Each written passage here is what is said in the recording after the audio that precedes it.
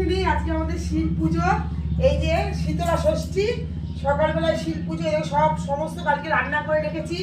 এই যে হাঁড়িতে কড়াই সিদ্ধ আছে, হাঁড়িতে আছে একারি ভাত আর সমস্ত তরকারি, এইগুলো আজকে খাওয়া দাওয়া হবে। আর এইগুলোই আজকে আমি সমস্ত শিবকে দিয়ে পুজো করেছি।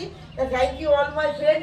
এইরকম নিয়ম কার কার আছে? আজকে আমার রান্নাঘরে তাহলে রান্না হচ্ছে না, এটা হচ্ছে কালকে রান্না করা, এটাই হচ্ছে আমার আজকে রান্নাঘরে খাওয়া দাওয়া কিংবা রান্না যাই বলো, আজকে এটা নিয়ে আমরা দুপুরবেলায় আহারদি করবো। Thank you all my friend. সবাই ভালো থেকো, সবাই সুস্থ থেকো। আমার রান্নাঘরের তরফ থেকে সবাইকে জানাই অনেক অনেক স্বাগত।